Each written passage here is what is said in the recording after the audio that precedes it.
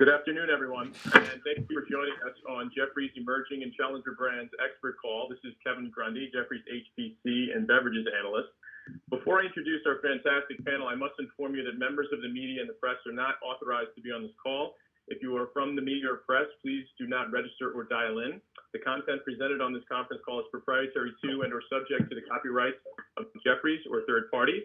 As a matter of legal compliance, we remind you that you must not attempt to elicit from any speaker at this event any material non-public information or other confidential information, and accordingly the speaker may decline to respond to any question in his or her sole discretion.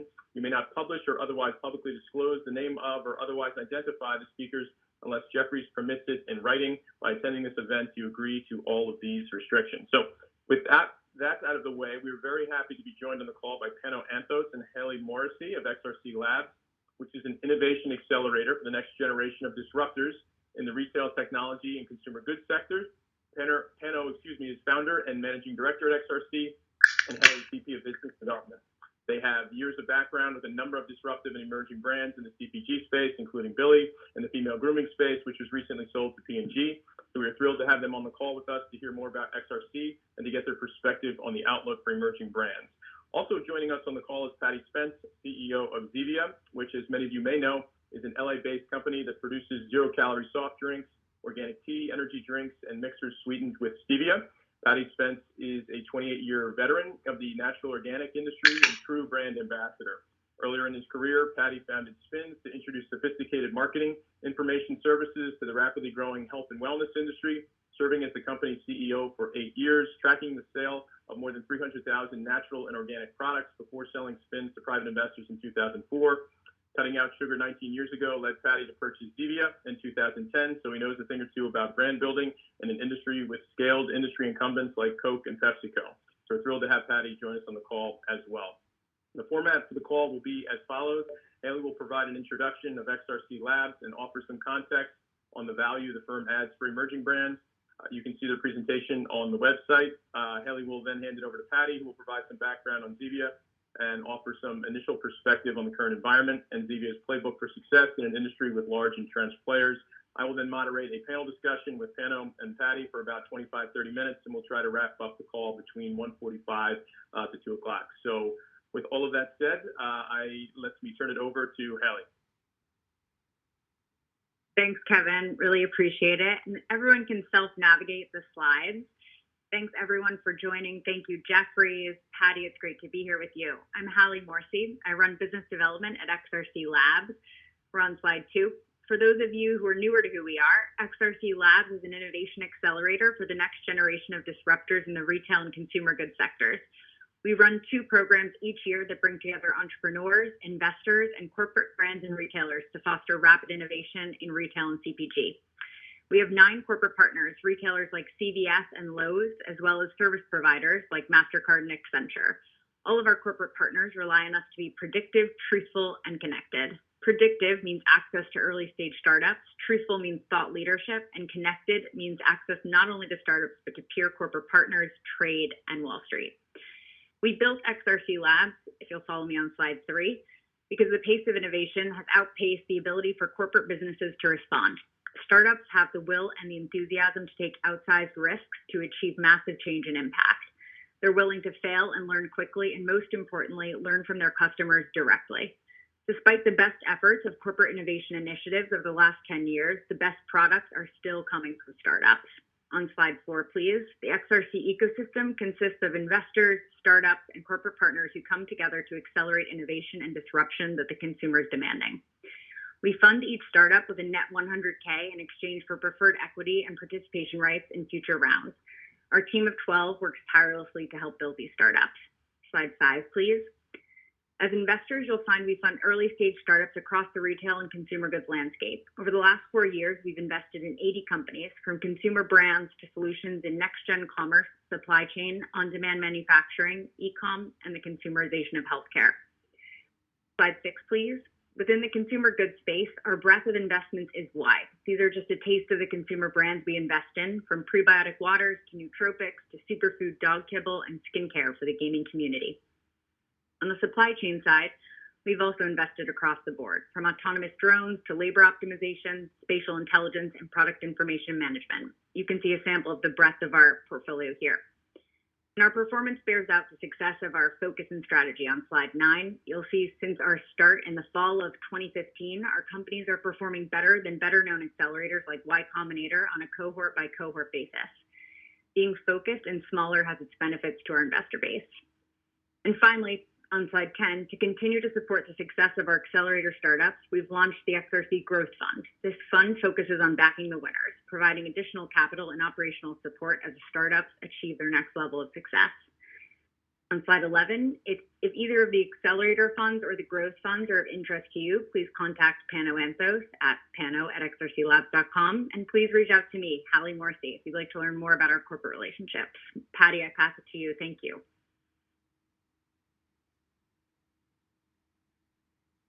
You might be on mute, Patty. Thank you. Everyone can hear me now, hopefully? Yeah. Excellent. So I'm going to talk a little bit about Zevia and kind of some of the trends that we're seeing in the consumer packaged goods space. So first, just as a little bit of background on the company, as noted at the outset, we offer a portfolio of zero-calorie, naturally sweetened beverages.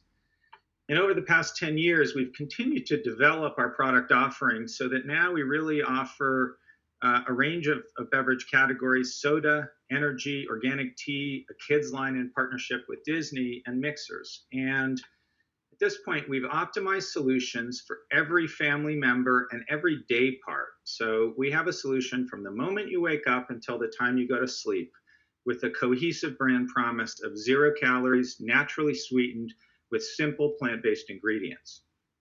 We compete in some of the largest categories in CPG, and today over 90% of US households purchase our categories. Global market size for our categories exceeds $650 billion. And yet, as folks know, categories like carbonated soft drinks and energy offer tremendous brand promise, but face some significant consumer headwinds in terms of the perception of the health attributes of those products.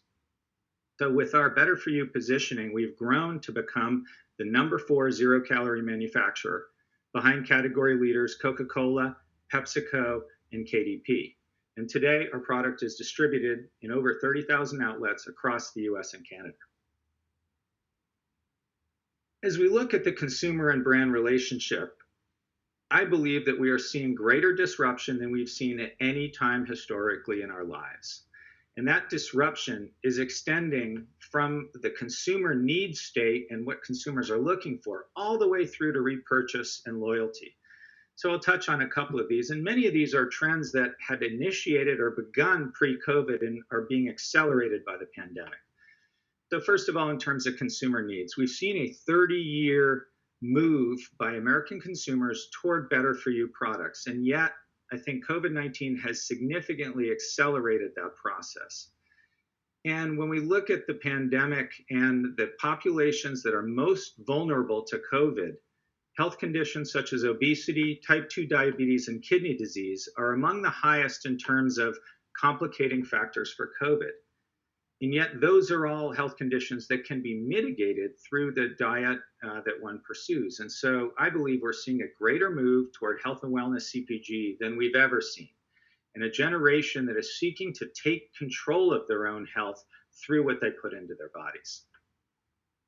At the same time, we're seeing a discovery process that has completely been upended in the pandemic. So we've been seeing an adoption for online grocery over a period of years, but that has accelerated dramatically. And I was with a major grocer just in November, and they told me they love Instacart, but it's about 1% to 2% of their business. Today, only 6 months later, it's more than 10%. And so that rapid adoption for online grocery has a bunch of implications. For a long time, we've seen amazing best-of-breed direct-to-consumer brands flourish in an ecosystem online. At the same time, we've seen great brick-and-mortar brands like Coca-Cola, for which e-commerce was possibly an afterthought, a small transaction. And now what we're starting to see is the beginning of true omni-channel brands. And so at Zevia, for example, we have the #1 item in all of soda on Amazon, the Zevia Rainbow Pack, 12 flavors, 2 cans of each, outsells every Coca-Cola, every PepsiCo, every KDP item on Amazon. And yet, we're also a leader in brick and mortar. And almost 100% of our online purchasers are also shopping the category at retail. And so there's an incredible seeding and synergy there.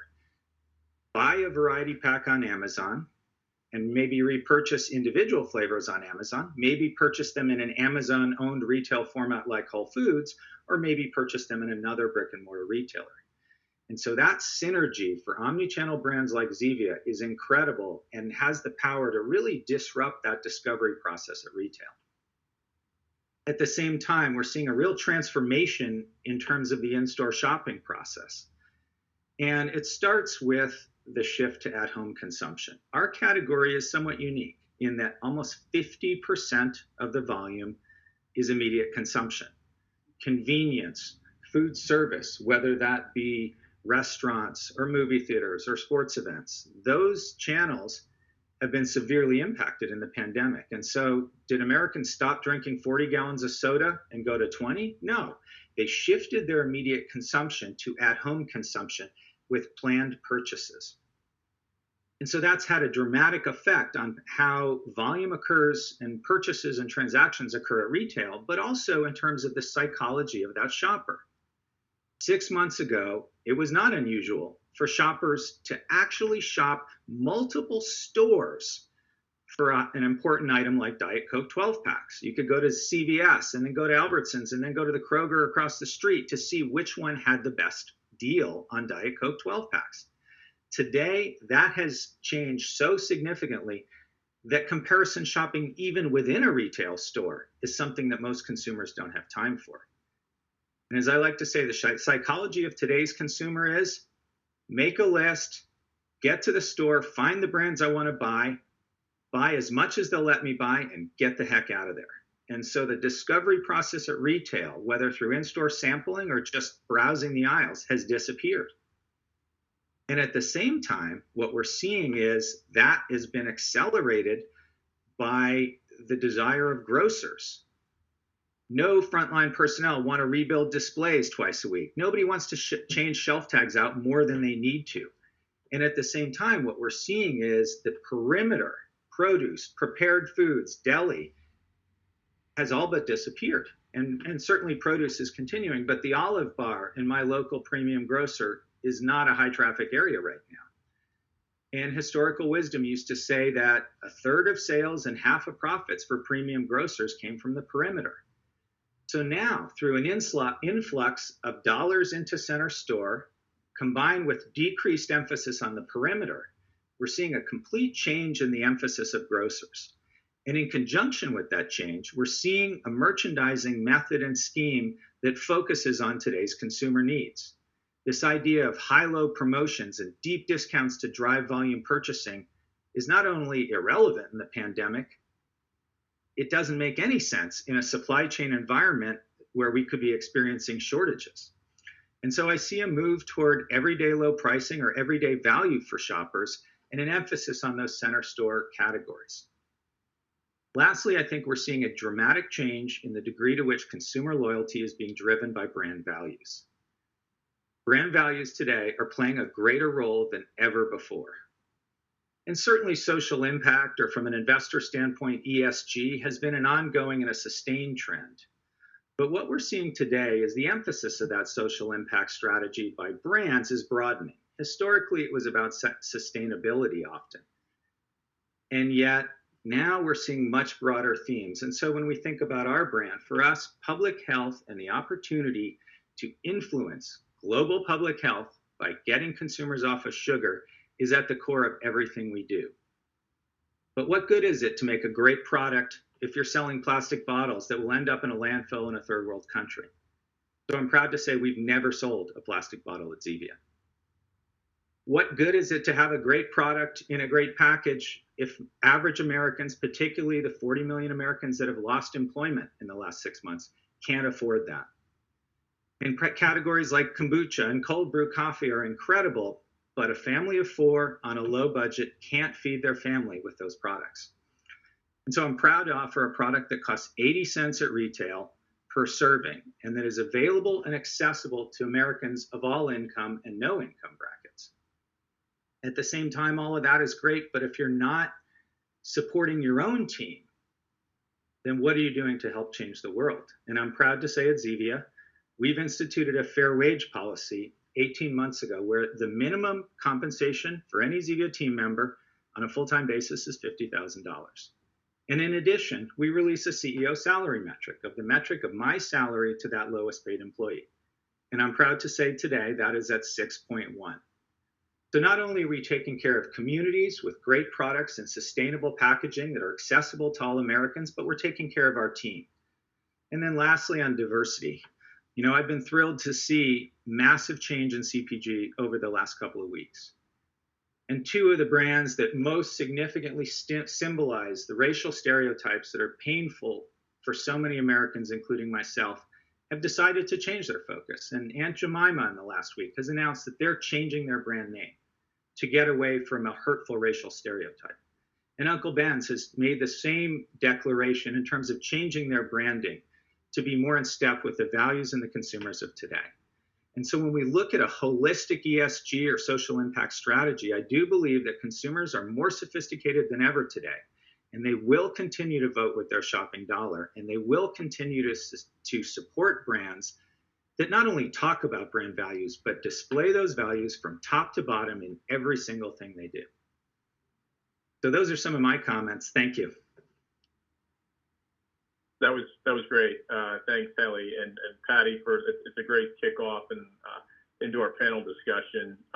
You touched about on a lot of things, Patti, which we'll get to: the accelerating shift online, at-home consumption, emphasis on health and wellness, some of the rebound in center of the store categories, all things that we will touch on here. But just to start at the sort of 20,000 foot level, I wanted to get your perspective and Pano, yours, of course, as well, on the commonality of the success characteristics for emerging brands based on your experience. As you think about companies, Pano, that XRC has partnered with, including Billy and women's grooming, and the success of the Zevia brand, Paddy and Beverages, and more broadly, just the success of recent disruptive brands, whether you talk about a Harry's or a Dollar Shave or Native, what commonalities do you think can be drawn that led to these brands' success?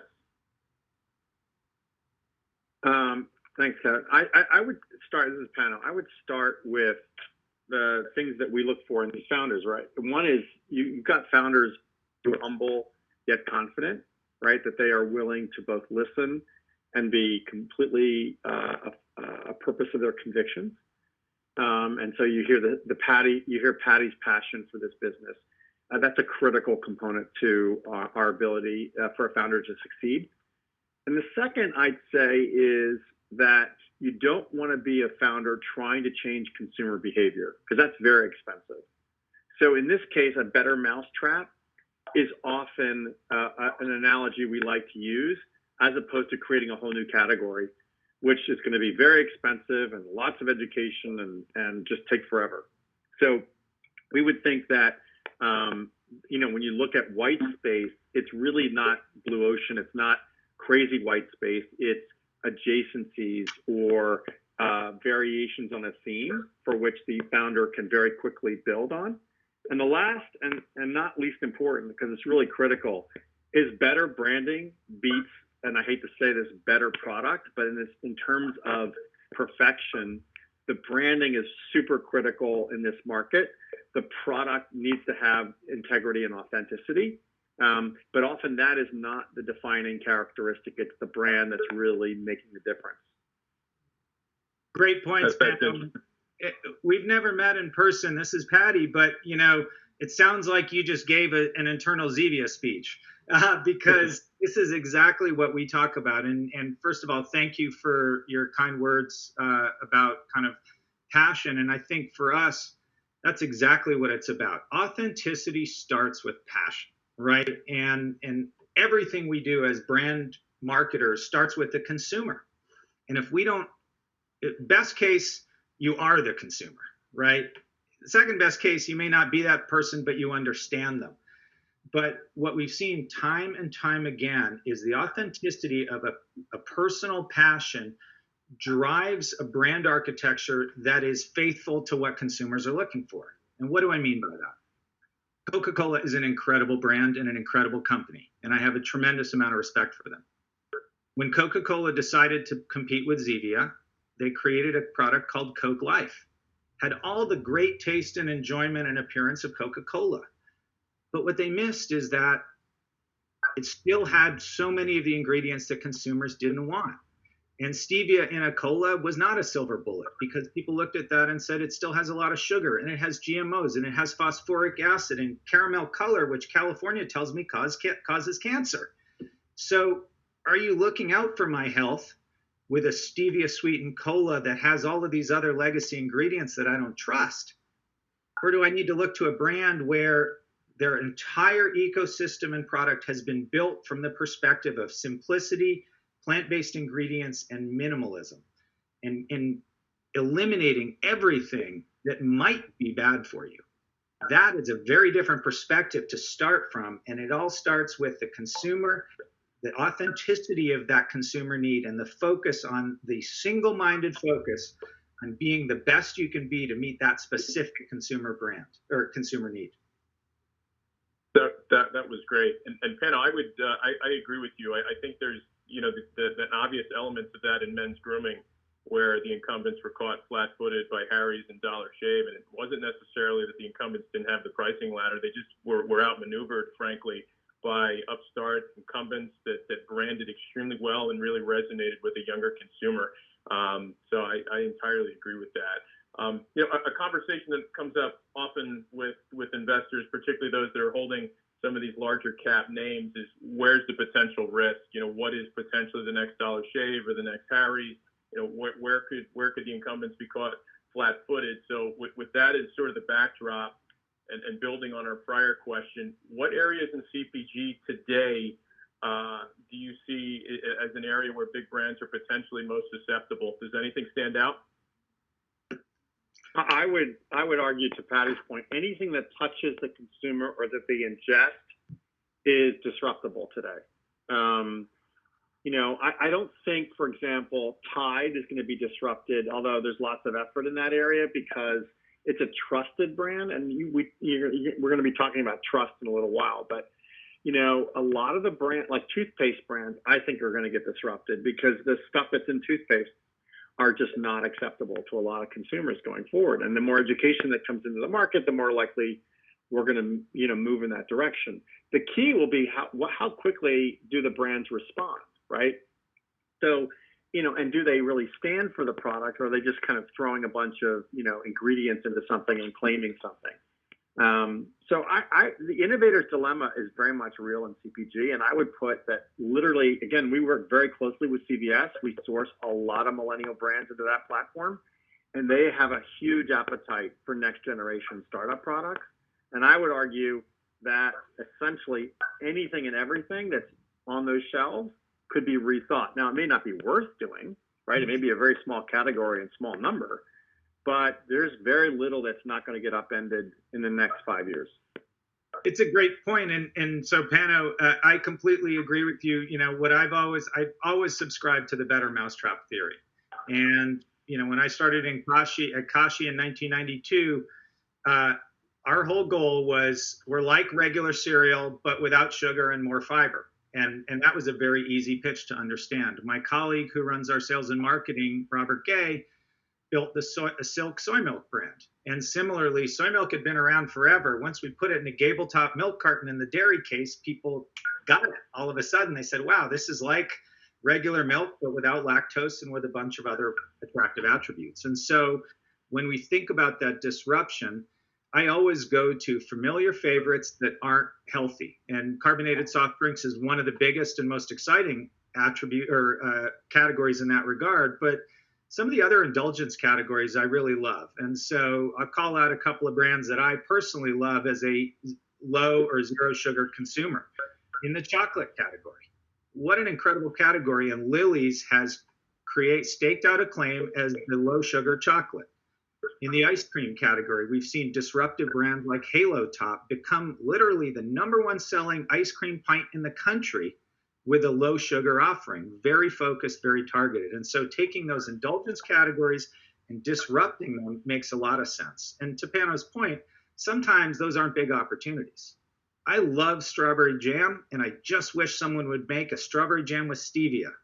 And you know what? That's about the size of grape soda at one small regional retailer in terms of category size. And so some of those categories are small, but it's all about focus and meeting that consumer need and saying, gosh, I wish I had product X.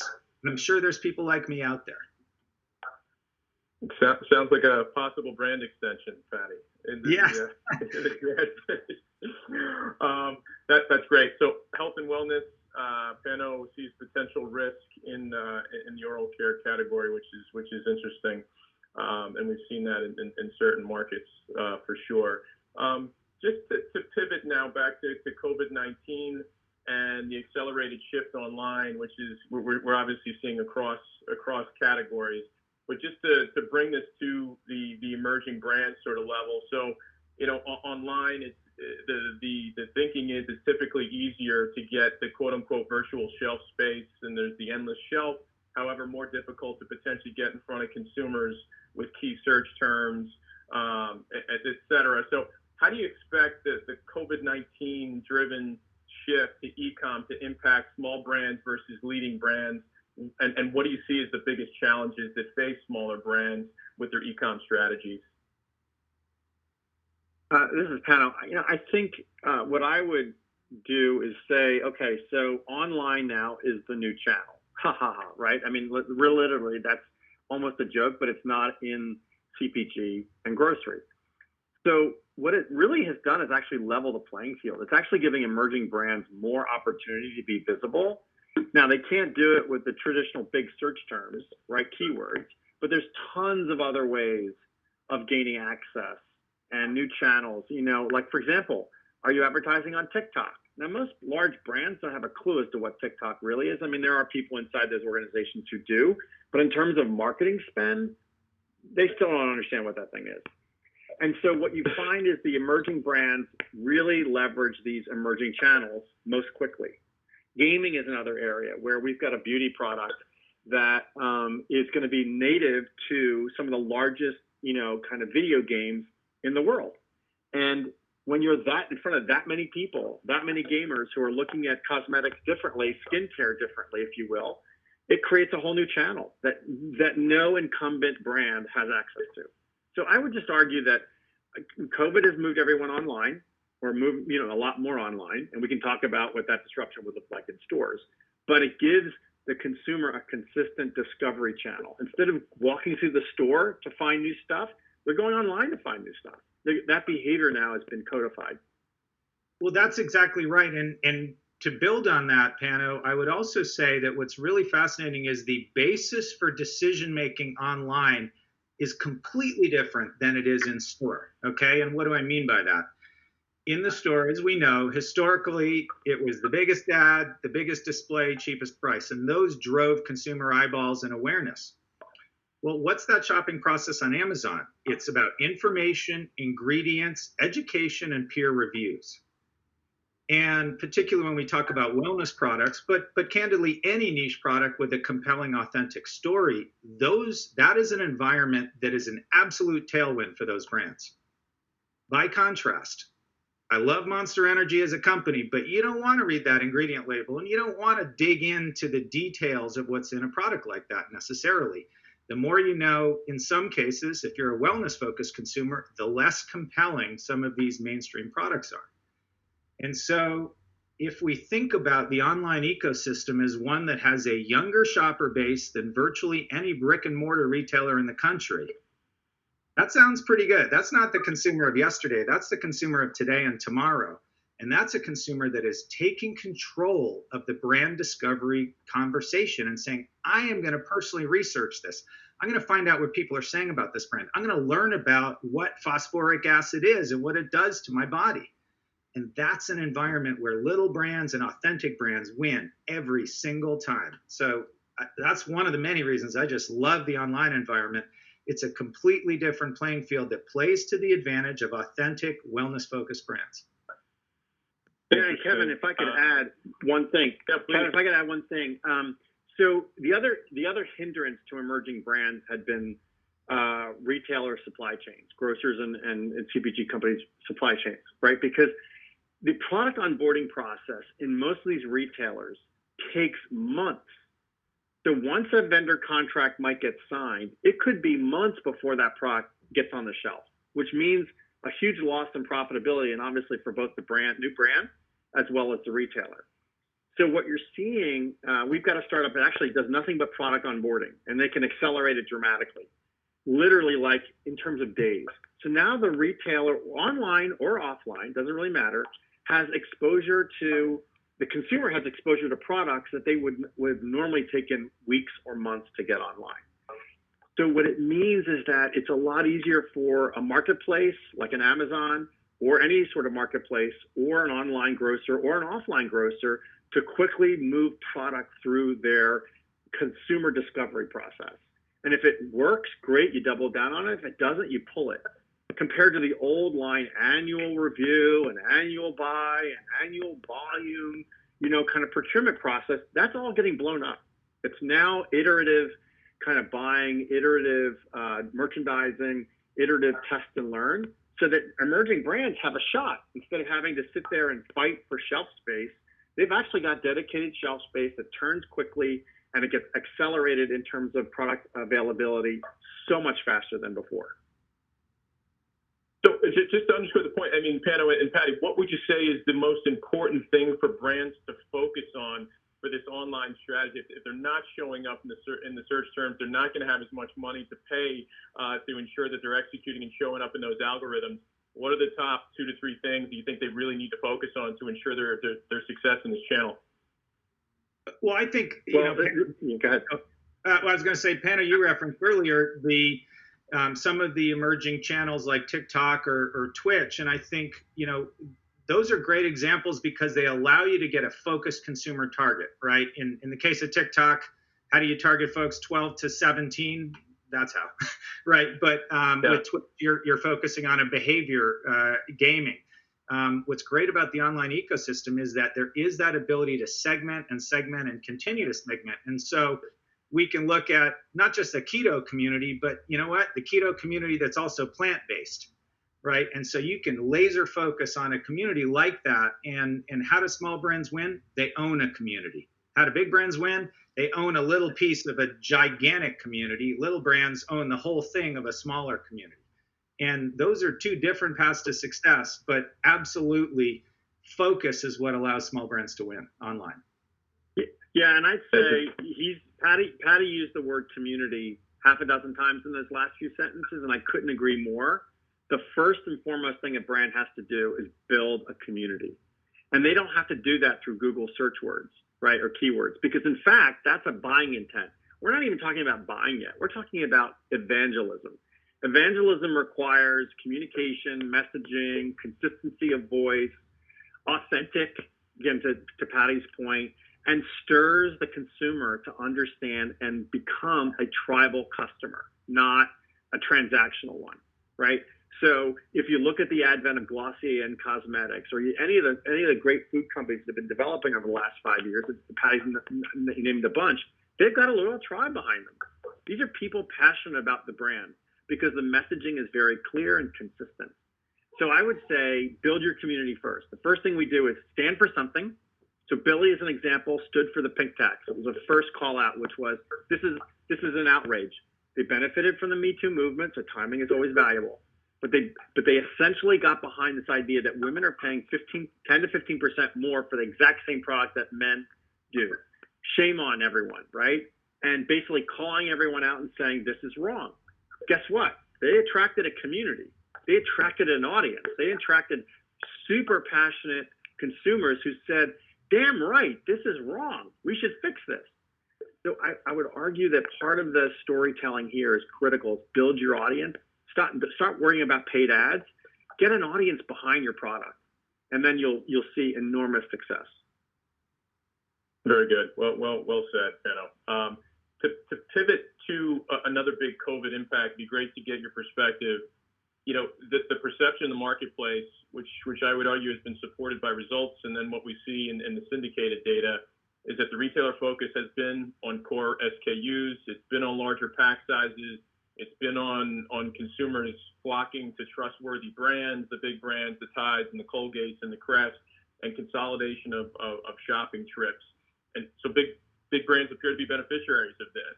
And I think there's maybe some friction in the discussion in terms of, how lasting this necessarily is. So what would you guys say is sort of voices or advocates for smaller brands and their right to win and the right to being? How lasting do you think these trends are? What do you think the evolution is here over the next, 1, 3, 5 years? So I have a strong perspective on this one, informed by experience. And I'm going to share the dumbest thing I ever did in CPG.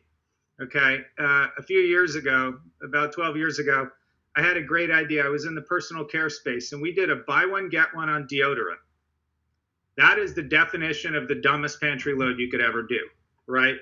I sold people 2 sticks of deodorant. Did they use more deodorant? Of course not. I took them out of the market at a 50% discount. That is the definition of where pantry loading does not work.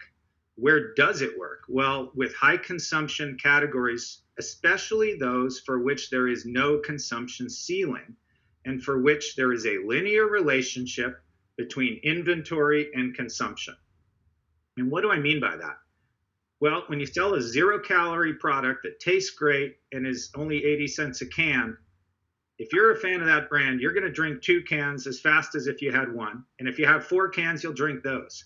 And so we are in many ways the ultimate definition of a pantry loading brand, because there is no calorie. You can drink 20 Zevias in a day. There's no caloric input, and they all taste great. And so that's a trend that works within some categories. It's not going to work for deodorant. And in some categories, we're seeing what I believe is the beginning of a big shift in consumption. And so let's look at energy. Amazing category. Monster, an amazing brand. The category was down 12% in the month of April. That is a gigantic, precipitous drop, and it's based on the immediate consumption, single-serve nature of that category. No one's going to the grab-and-go cooler if they haven't already thought of that. No one's discovering in the cooler. So if you're an energy brand, what do you do to counteract that? Well, you start thinking about, how do I migrate that immediate consumption to at home? How do I get more product into the pantry where it will be consumed at home? So I think we're going to see multi-packs in a big way this summer. And what we're seeing already, Beyond Meat announced last week, they're focused on a multi-pack. Again, great trial with that brand. So many Americans eat meat and would love to try a meat-free solution. But let's drive pantry loading through a multi-pack. So that's the kind of thing I think we're going to see. And again, it's very nuanced. Don't do it in deodorant. Anything else you guys wanted to add? I think, yeah, this is, they got what I'd call a pass. The big brands got a pass because of this kind of shock of COVID. But one of the things that's happened is because the big brands have sold out, hand sanitizer is a great example. These retailers have to come up with all these other new hand sanitizer brands because Purell is not available. So guess what? Now there's exposure to all these other brands, right? And various types of tree soaps that we didn't even know existed, right? Because the standard stuff isn't available. So I would actually argue that because of the pantry loading that Paddy talked about, that it actually has created vacuums and opportunities for new brands to step in. And the key is the acceleration of this product onboarding process. The faster the retailer, online or offline, can get that new brand on the shelf, so to speak, even if it's virtual, the more likely that stuff is going to get sold. And so I would actually argue it's created an opportunity, not necessarily disadvantage. Well, yeah, it's interesting, and Clorox speaks to this in terms of the potential for increased competition in certain cleaning product categories, and we'll see whether this is just going to be increased in promotion among the incumbents or whether you do see others enter the space. Capital, of course, is always going to follow growth and return, so it will be interesting to see how that evolves. Sticking with the channel discussion, it'd be good to get your perspective on sort of comparing the benefits and the challenges from a D2C brand and then that evolution of trying to take that brand into retail, and then vice versa. Like a Harry's comes to mind as an example, which did that exceedingly well. I have a little bit of egg on my face. I mean, personally, I thought that they would struggle with it. I thought that the channel strategy was so synonymous with the brand and its success that it would struggle. Quite the opposite, of course. It's been an absolute home run in retail and massively disruptive. So it'd be great to get your perspective on what you have seen or what you've observed during your careers on that front. Well, we spend literally our entire lives today as an accelerator creating this multi-channel approach, right? Whether it's on Amazon, Walmart.com, Target, CVS. Well, we're all about online, offline has to be done together. Now, you prove online first much more easily than you prove offline, right? It takes a lot less time, a lot quicker to get this kind of like MVP, minimum viable product available, get customers excited about it, get retention and the kind of analysis that we do to determine whether there's a there there. However, the retailers have really changed their tune about the traditional onboarding. Again, I come back to product onboarding. What's the appetite for test and learn at the retailer level has changed dramatically in the last 5 years, 3 years, in fact. And we're seeing it even more, where they're opening up more shelf space and opportunity for small brands. I mean, we have a brand under $1 million in sales that Target has said we want to put on our shelves. Like CVS is doing the same thing. These are tiny, tiny brands. They don't even register on the radar of visible products to anyone out there. But they're doing a lot of testing right now with these next generation products. So I think it's a huge opportunity for these new brands, and because they can step function much more quickly to retail than they could ever do that before. Absolutely, and I think in line with what you're saying, Pano, the channel blurring has allowed us to skip steps in the more historical traditional playbook. And in the old days, the playbook was, at least for in my career, start with natural food stores or supermarkets, drug mass, and then other. And other could be a multiplicity of channels. That has been completely upended today. But I do think the most important thing, particularly for direct-to-consumer brands entering retail, but really for any brand owner, is having that retail DNA. And what do I mean by that? Channel management is the key component of being an omni-channel brand. And that means you don't have disruptive pricing in every channel. You don't have unusual promotional activity in one channel that doesn't occur in others. And you have merchandising that is sensible across channels. And so sometimes we see, in particular in direct-to-consumer, those brands get addicted to selling at full retail.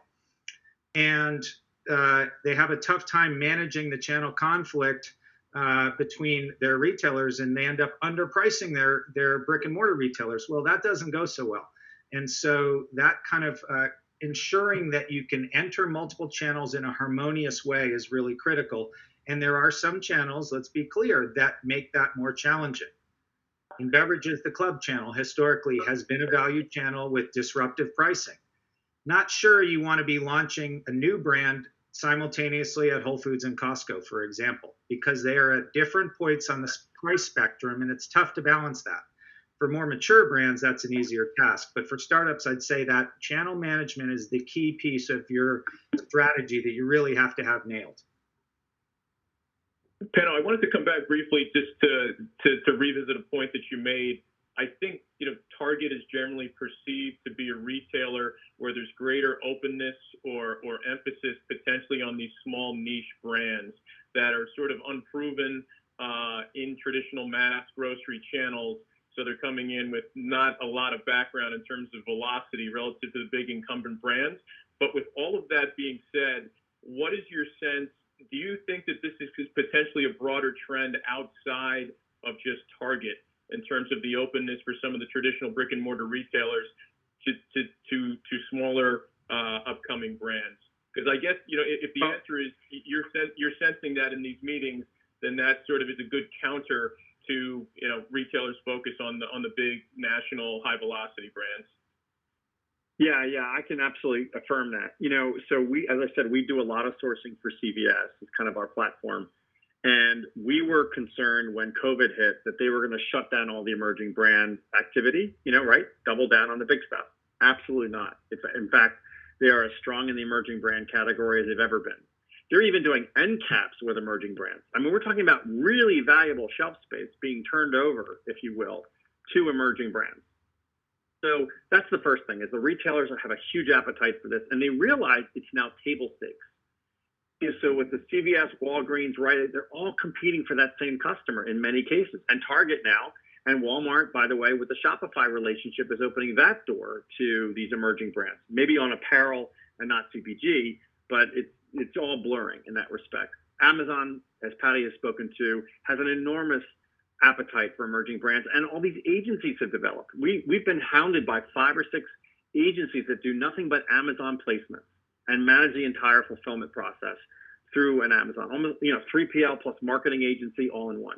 So it's really getting easy for a brand with a great brand message to get visibility, and the buyers are all over this category. As I said, this very small brand in the gaming channel that she's opened up has just gotten flooded with inbound requests without having to do any outbound work, saying, "We've seen your brand, we'd love to talk to you about getting it into the stores." Like, where did that come from? Well, they're hunting because they understand how valuable, because it also, you know what it is? It also redefines the store in the process. Everyone thinks of Target differently now, right? Because they've got they've got a lot of cool brands. And by the way, the entrepreneurs are coming to me and saying, "Hey, how do I get into CVS or Target?"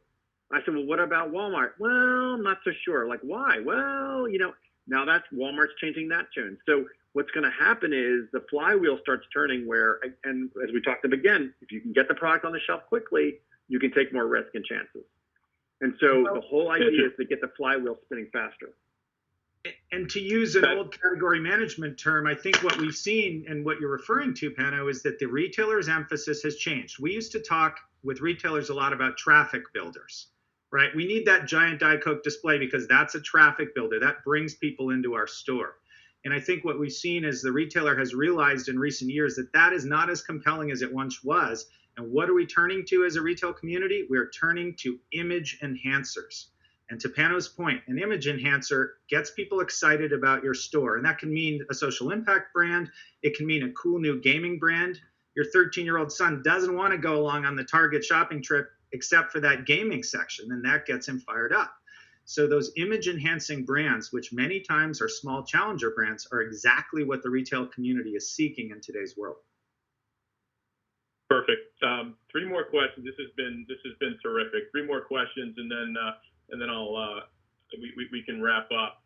I wanted to ask about staying close to the consumer and what you've observed in terms of small emerging brands and those that have been successful in doing so. So as we think about Gen Y and Z, there's no shortage of discussion.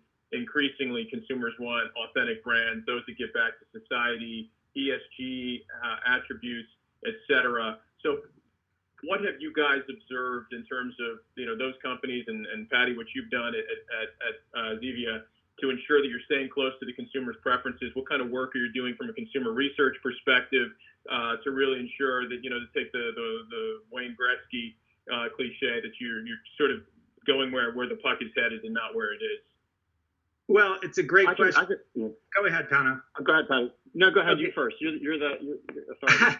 Well, so, I had one word down on this one, and it's evolve. And it really starts with kind of what's your corporate philosophy? And, as we like to say, Zevia is not about creating a secret formula and locking it in a vault for 100 years, right? And let's be clear, you can make a $50 billion company doing that. And I have a tremendous amount of respect for the category leaders that have achieved that. But we're a lot more like an iPhone in that when they rolled out that iPhone, that wasn't an end point. And even today with an iPhone 11, we're not at an end point. And they're continually iterating to stay close to the consumer and what the consumer is looking for. And that's exactly what we're about. We got rid of caramel color in cola 5 years ago. That sounded insane at the time. Well, guess what? Every American now is drinking sparkling water, and our cola looks a lot like a sparkling water, but it's got the taste and enjoyment of a cola. And so we evolved in a way that seemed insane at the time, but we were staying very close to what the consumer was saying. And what our consumer was saying is, hey, caramel color causes cancer. You don't need that. And so that evolution is so key. And I talked about big CPG maybe starting to get in step with that. And, the Aunt Jemima and Uncle Ben's example, they're saying, wow, we need to really update and evolve these brands or we're going to be left behind by the consumer of today. Yeah, I would put it this way. Don't do surveys. Talk directly to your customer. Even in, I think the biggest problem we do is we look for averages and medians and maxes and means. I'm like, talk to the customer. What are they telling you? So when Billy formed, they literally took razor handles, all white, with different shapes, and would literally sit at our encouragement, would sit on the street corner at Union Square and put a table up and ask people to sample each of the handles and say which one do they like. Then they took the handle that won and they went back with colors and say, which colors do you like? And so they just listened to customers. So it was no surprise when the first product was a huge hit because they had actually listened carefully. They didn't do a survey. They didn't say, what do you think? No, what would you like? And they say, what would you pay for this? And they actually did it that way. So the whole nature of customer engagement has to be direct.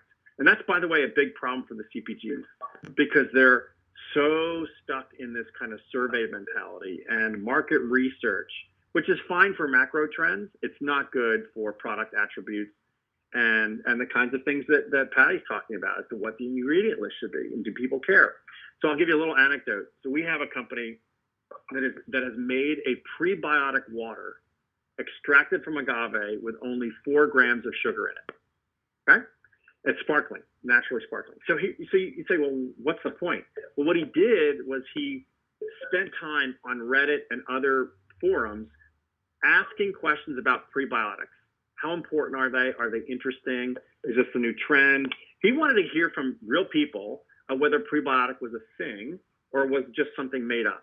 And it actually is a thing. It's becoming even a bigger thing, getting back to the microbiome conversation that Patty's had.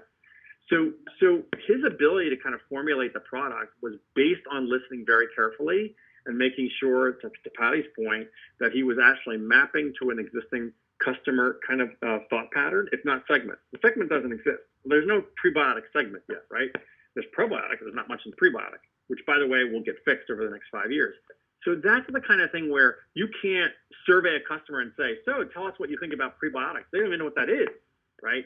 But they can speak to, are you using probiotics? And if you're using that, how are you supplementing your probiotic diet? Which, by the way, most people weren't. And that's one of the big problem areas and opportunities. Anyway, so that's a quick talk to your customer, drop the surveys.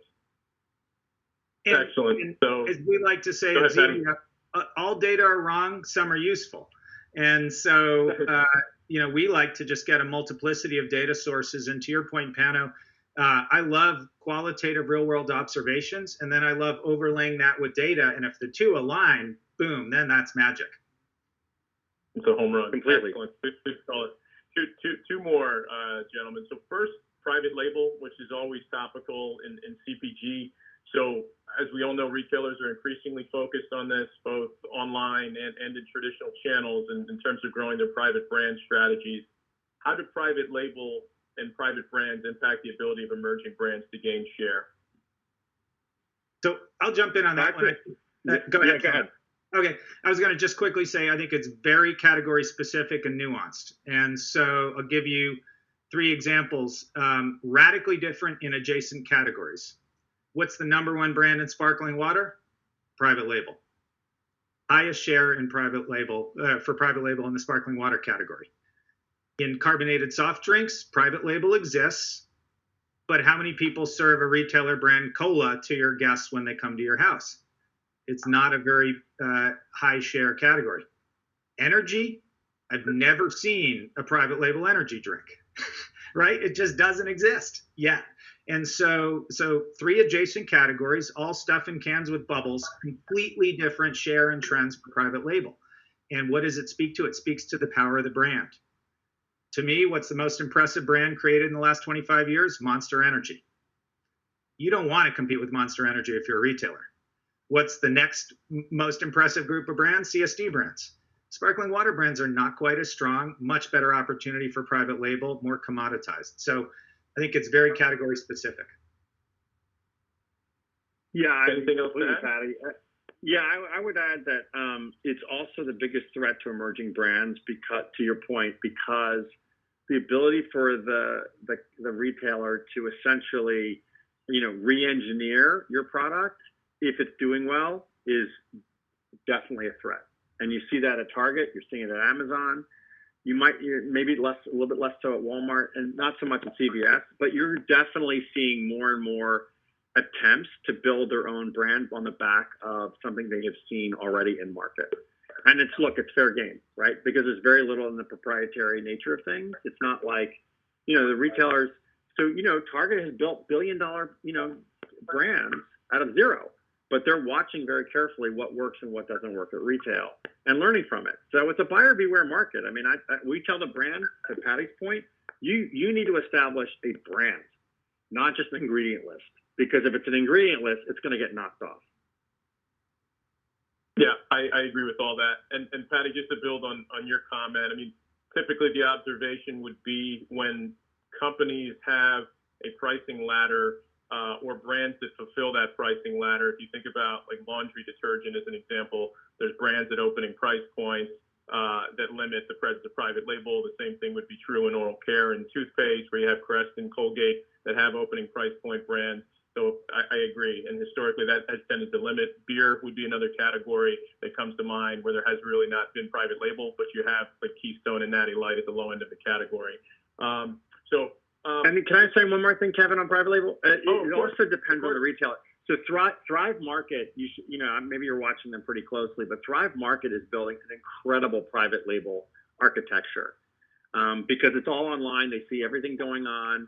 They don't carry the traditional big brands, and they are building quite a private label momentum. And they're doing it with storytelling, right? So they go right to the Italian vineyard to pick the olives, or olive grove to pick the olives and talk to so they've really got the storytelling down, and they really create this kind of go direct to the consumer with the product and eliminate all the middlemen, if you will, middlewomen in the supply chain. So it's also, I've seen their private label is extraordinary. That's perfect. Last question for both of you. I'll give you kind of both the last word here. Just as we sort of think about some of the key areas we've discussed and pull all the pieces together from our discussion, I would like to ask you guys, what do you think are the three most important factors for emerging brand owners to ensure that they kind of quote unquote really get it right, if you will, in order for their products to flourish? Pano, you want to go first? Oh, that's not fair. I want to hear what Paddy has to say. Okay. So I'll jump in. So please. I had three. First one, stay close to your consumer. Secondly, create a passionate community. And one of our jokes 10 years ago at Zevia was, how many consumers does it take to make a big business for this brand? And the answer is not many. When people are buying 10 cans per transaction on average, you don't need a gigantic community to create an incredible business. And so a passionate community. And then the third is evolve. If you asked me 6 years ago, could I be successful selling cola with no color? I would have said you're crazy. And here we are doing extremely well with a product that has evolved to meet today's consumer needs. Fantastic. And, he couldn't say it better. Congratulations, Paddy, on the success. Go ahead. Thank you. Yeah, definitely. Yeah, and the only thing I would kind of put some color on is really stand for something. Don't just parrot other phrases. Don't just give, no offense to giving, product into Africa or something. I mean, I get that. I don't take this the wrong way. But don't be a Me Too message. Really figure out what your differentiated message is, not just your product, and stick with it, and really be the evangelist. And then all the things that Paddy's talking about really start to congeal and come together. Well, that's perfect. We are at just about at 2 o'clock, so I think we will leave it there. I wanted to express my gratitude to both of you. I think this was a really, really fascinating conversation. I appreciate you joining us. Haley, thank you very much for your time and the introduction as well. And thank you, everyone on the call, for joining us. So thanks again, and have a wonderful afternoon, everyone. Thanks, everyone. Thank you. Thank you, everyone. Bye-bye. Bye.